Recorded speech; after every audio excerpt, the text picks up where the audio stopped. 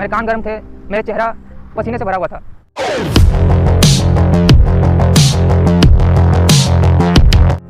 Hello दोस्तों, कैसे हैं आप लोग?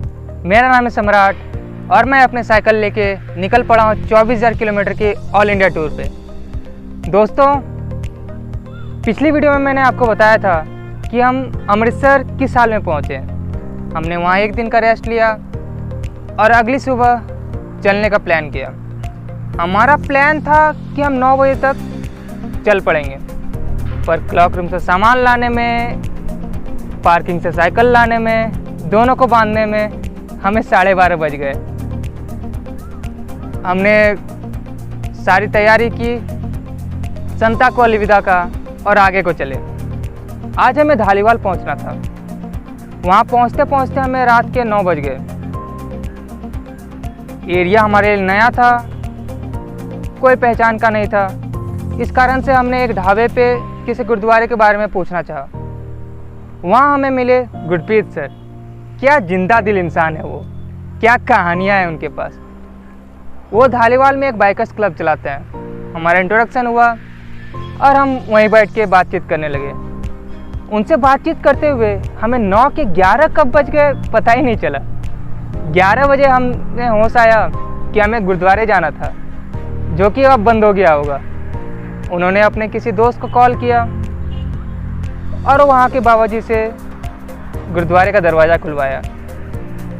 आज रात हमने वहीं रेस्ट लिया और अगली सुबह 8 बजे तक हम निकलने को तैयार हो गए थे।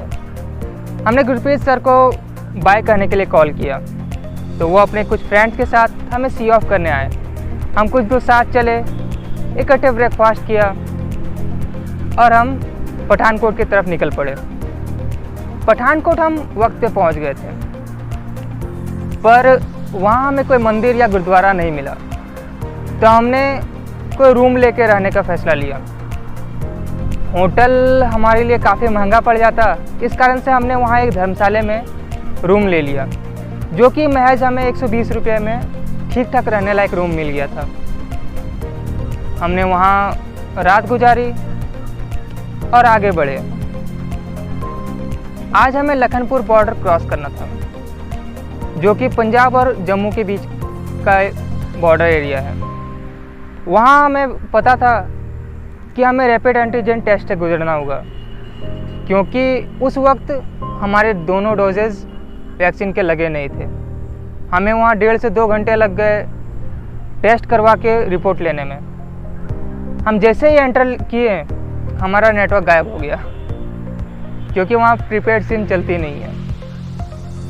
अब हमें जो प्री प्लान्ड मैप था उसके अकॉर्डिंग आगे बढ़ना था। उसके अकॉर्डिंग वहाँ से 8 किलोमीटर दूर कठुआ पहुँचना था हमें। लखनपुर बॉर्डर क्रॉस करके हम कठुआ पहुँचे, जहाँ किस्मत से हमें CISF के एक भाई मिल गए, जिनकी हेल्प से हमें गुरुद्वारे तक पहुँचने में मदद मिली।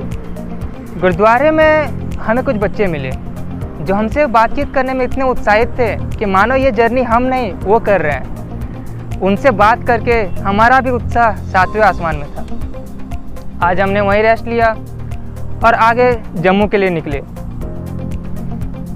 यहाँ से चढ़ाई थोड़ी स्टार्ट हो जाती है। अब तक जो जर्नी हमने की थी वो सारी प्लेन रोड में थी, पर अब हमें चढ़ाई करनी थी। ऐसे ही जम्मू से 8 किलोमीटर पीछे एक छोटी सी पहाड़ी हम चढ़ रहे थे। आदित्य मुझसे थोड़ी आगे चल रहा था, मैं थोड़े पीछे। चढ़ाई करते हुए मेरे थाई में ऐसा लगा जैसे चाकू से किसी ने हमला किया है। मैंने कान गर्म हो गए। मैंने साइकिल बगल में खड़ी की, आदित्य का आवाज़ लगाया और वहीं ज़मीन में पड़ गया। मेरे हैमस्ट्रिंग खिंच गए थे, मेरे कान गर्म थे, मेरे चेहरा पसीने से भरा हुआ था। आदित्य जैसे मुड़ के आया, वो सिचुएशन देख के समझ गया क्या हुआ है। वो 1 मिनट तक सन्न खड़ा रहा। मैं वहीं पड़ा हुआ था। 1 मिनट बाद उसने मुझसे पानी ऑफ़र किया। मैंने कुछ पानी पिया और बाकी अपने सर पे उड़ेल लिया और फिर 5-7 मिनट तक वहीं पड़ा रहा। उस थोड़ी देर बाद आदित्य ने मुझे सजेस्ट किया कि यहीं 300 मीटर आगे एक पेट्रोल पंप है, जहां हमें ठंडा पानी भी मिल जाएगा और तुम्हें कुछ रेस्ट भी मिल जाएगा। सजेशन मुझे काफ़ी बेहतर लगा। मैंने साइकिल उठाया और धीरे धीरे पेट्रोल पंप तक पहुंचा। वहाँ मैंने ठंडे पानी पिया और बैठ गया। 15 से 20 मिनट बाद मुझे ऐसा लगा कि अब हमें चलना चाहिए, क्योंकि वहाँ भी हमें किसी न किसी आश्रय की तलाश करनी थी। मैंने आदित्य को चलने का इशारा किया और साइकिल को आगे बढ़ाया।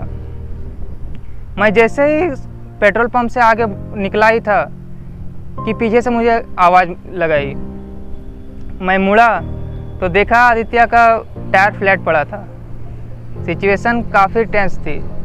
एक तरफ मेरी हालत पंचर थी, दूसरी तरफ आदित्य की साइकिल पंचर थी। पर इस हालत में भी मैंने जब उसका चेहरा देखा, हम दोनों की हंसी निकल गई।